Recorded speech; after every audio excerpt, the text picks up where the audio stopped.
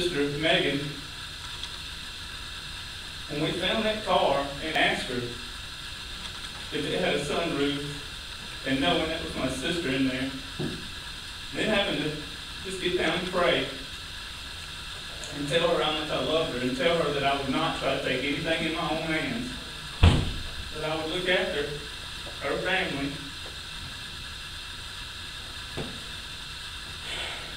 Her other two sisters, her other two brothers, her 3 nieces and 3 nephews was the hardest thing I've ever had to do.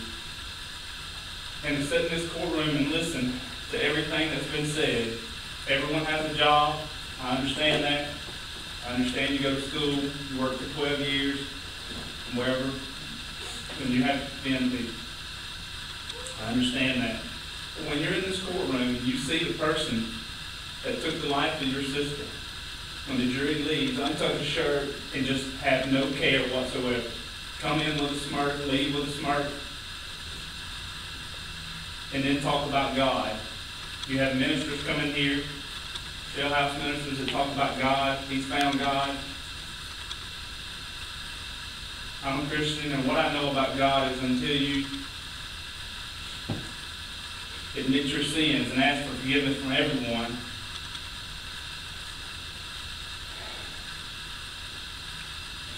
and not just God at 2 o'clock in the morning on your cell, on the floor, then you're still going to burn in hell with the rest of the people. Now, I know a lot about this case. I know a lot about what happened. But the people in this courtroom don't know that when you come down here, when I come down here and have to talk to her mother and see the hurt in her mother's eyes for losing a daughter, and her father, and my sister Megan Piper, and the boys, Jason Colton. That's the toughest thing in the world to do. To see that, to see the hurt in their eyes, and that hurt will always be there. For my sister to have to tell her 4-year-old son and her kids, to have to explain to them what happened, is not fair. Do I think he should get the death penalty? Yes. To see how egotistical a person is in a situation like this is sickening. My sister, from next door to those woods, was suffocating just like drowning. And no one tried to save her life.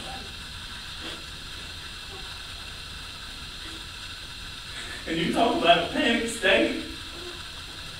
Yeah, he was in a panic state. They still took her life.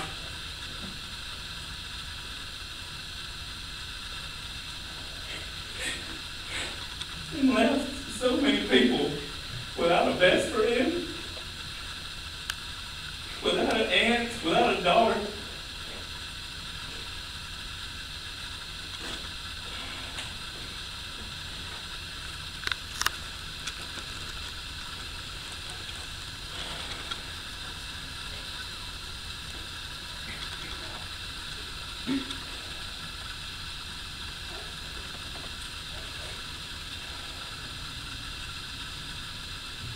I will say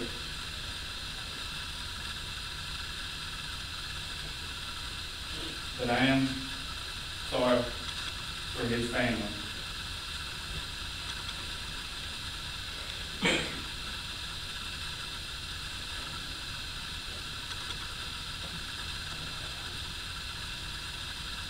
But to stand up here and talk about finding God and say everything and beat around everything, but yes, I did it, I apologize. That is guilty. That is a guilty man that deserves the death penalty, and if he wants to leave it in God's hands, then I expect no appeals after the decision has been made.